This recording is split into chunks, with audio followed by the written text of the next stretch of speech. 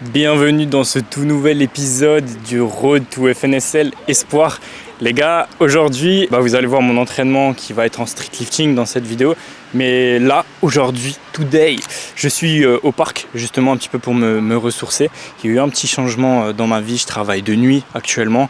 Et du coup ça bouscule un petit peu tous mes entraînements, voilà, c'est de l'organisation, il va falloir que je mette tout en place pour bien récupérer. Complément, alimentation, sommeil, ça va être un peu chaud parce que ton horloge interne, donc ton rythme circadien, il prend une petite claque. Justement, c'est un peu compliqué de retrouver un rythme, mais c'est tout à fait possible. Il y a des milliers de personnes qui le font, donc pourquoi pas moi. Toujours le même objectif, tout défoncer sur la FNSL qui est dans 9 ou 8 semaines à l'heure où je vous parle. Du coup, aujourd'hui au parc, on va faire un peu de handstand, un peu de muscle up, histoire de se vider un peu la tête, changer les idées. Voilà, prendre du kiff, c'est magnifique. Regardez le parc.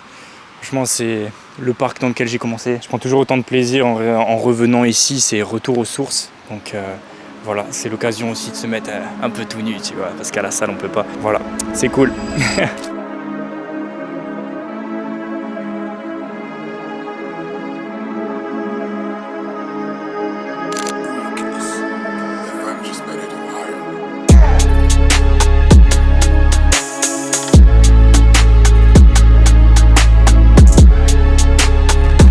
Bon, là je vais faire quelques muscle up.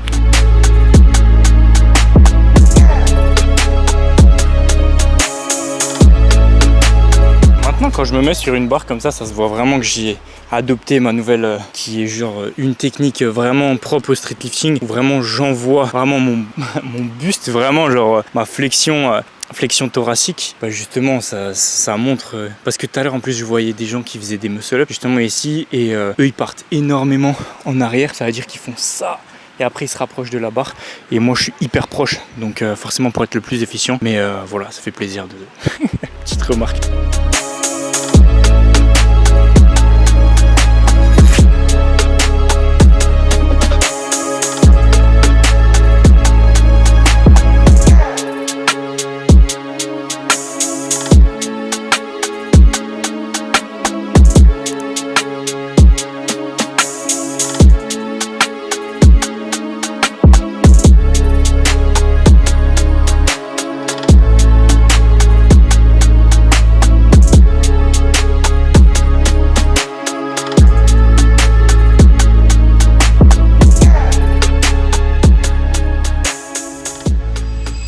J'ai toujours étonné de la manière dont le sport m'a fait changer psychologiquement. C'est pour ça qu'il y a beaucoup de personnes qui ne font pas de sport et qui n'ont pas forcément des vies très très ouf.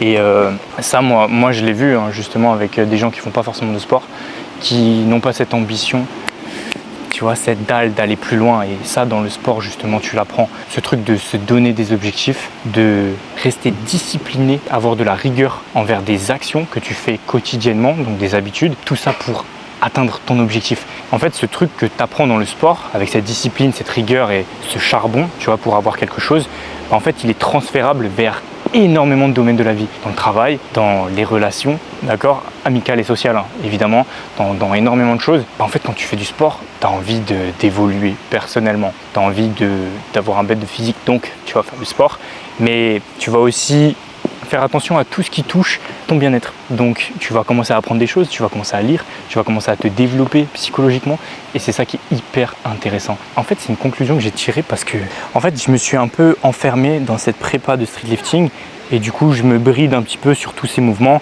et c'est pour ça que venir ici, même si je fais pas grand-chose, la vérité, vous l'avez vu, j'ai fait du handstand, j'ai fait des muscle-up, ça m'a fait énormément de bien et ça me permet justement de réfléchir un petit peu à tout ça. C'est pour ça que j'en suis arrivé à cette conclusion-là. Genre, je me suis dit, c'est fou, tu vois, genre l'année dernière, j'ai échec. C'est pour ça qu'il y a cette série, j'ai échec à ma compétition. Pourtant, je m'étais vraiment donné les moyens, je m'étais entraîné de ouf et tout, etc. Enfin, l'histoire maintenant, vous la connaissez. Genre 1 an plus tard, je suis toujours autant déter. Évidemment, j'ai eu des baisses de motivation. Je me disais, est-ce que j'arriverai à avoir un bête de niveau? Est-ce que j'aurai ma place, etc. Mais en vrai, ça a peu d'importance finalement, tu vois. Ce qui est beau et ce qui est gratifiant, c'est le parcours. On s'en fiche d'être champion du monde, tu vois. Évidemment, les gens vont venir à ce moment-là parce que voilà, t'es champion et tout, c'est stylé. Mais toi, pense à ton chemin. Pense aux actions et à la rigueur que tu mets pour atteindre cet objectif-là. Et c'est ça qui est gratifiant et c'est ça qui est beau.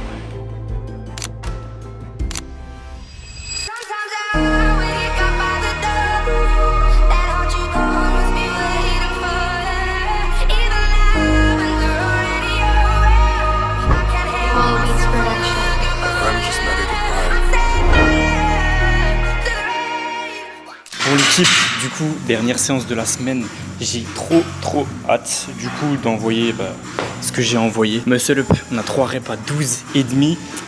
Traction, on a 5 reps à 50 kg à faire. Ça fait super longtemps que j'ai pas mis 50 kg parce que du coup sur mon dernier bloc j'ai fait beaucoup de volume en x10 et je suis monté jusqu'à 45. Du coup voilà, 50 kg ça fait très longtemps. Ensuite on a des dips 100 kg avec les coudières. Première fois on va taper 5 reps, ça va être easy, ça c'est sûr et certain. Et en squat du coup 180 x 4. J'ai pris une petite compote pour refeed un petit peu les glucides parce que je sens que j'ai dormi que 6 heures mais ça va, c'était... Non, franchement, j'ai quand même bien récupéré. À voir. Le manuel était un petit peu coupé. Enfin, du coup, j'ai dormi 2 journées, comme vous l'avez vu. Let's go. Je vais pas trop filmer beaucoup de plans de coupe. Vous m'excuserez, je suis un petit peu pressé. Mais au moins, vous aurez les résultats. Et c'est le principal. C'est parti.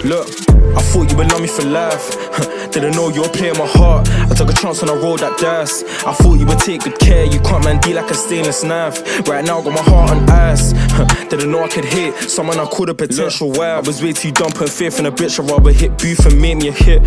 Feeling attached, no cap. One thing I've been finding it hard to admit. Fucking around with a brand new hole in the sheets more time. Bon, du coup les gars, le muscle up super bien passé. J'ai fait un jump de poids du corps à 12,5 kg parce que j'avais un peu la flemme. Comme je vous ai dit, je suis un peu pressé. Mais comme quoi, respectez toujours ce truc de montée de gamme, etc. C'est bien, mais vous êtes aussi capable de faire des gros jumps.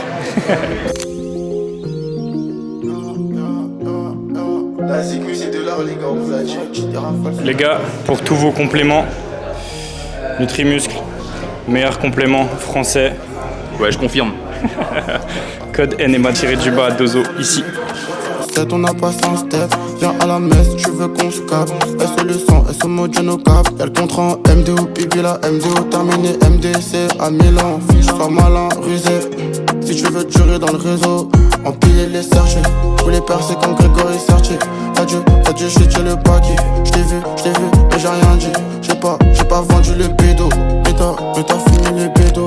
Et en bas c'est la galère. Beaucoup trop d'humains qui se battent pour le bonheur. On a dodé, j'taille comme un voleur. J'attends mon tour, en mode la tour, comment ça se passe? Je voulais la voir, elle m'a dit qu'elle avait besoin d'espace. Donc je suis dans le Renault en pétard. J'suis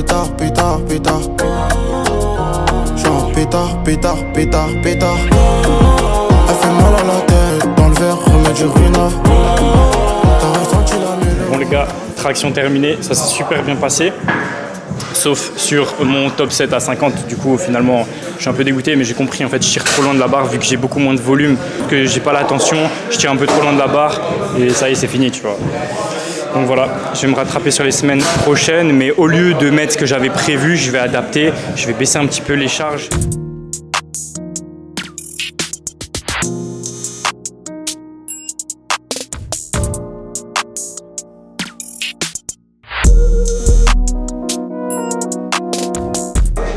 That's the real secret, bro.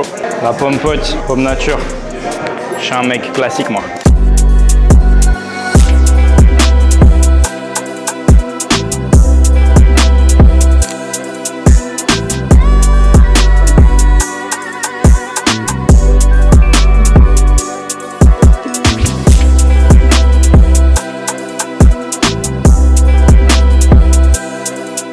Mec, les coups durs, c'est vraiment du sale, hein.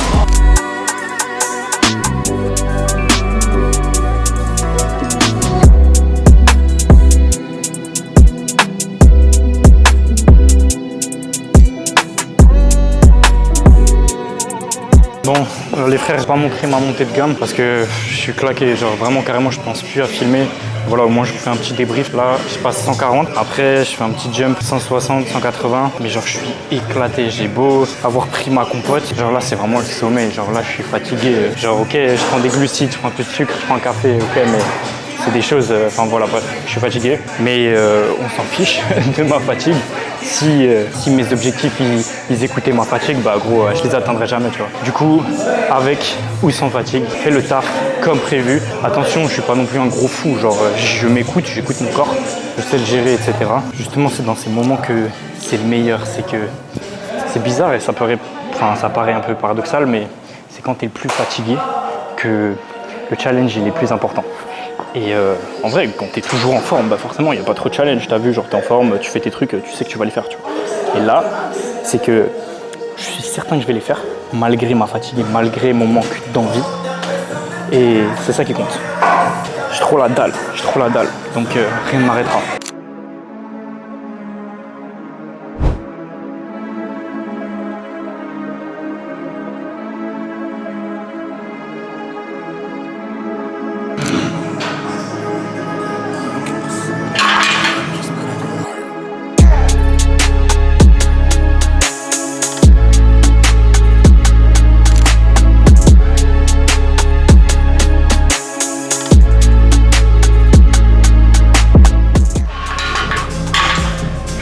Voilà, fatigué ou pas, on s'en bat les couilles, on fait le travail. On s'en fout du reste. Le plus important, c'est d'être fier de soi, les gars. Peu importe les épreuves, tout le monde a des problèmes. Tout le monde est fatigué, tout le monde est truc. Mais par contre, en compétition, ce qu'on juge, c'est le résultat. C'est les kilos que t'as mis entre tes jambes et c'est le kilo que t'as mis sur ta barre. Pense à ça, focus. Pétard. Elle fait mal à la tête, dans le verre, remets du ruinard.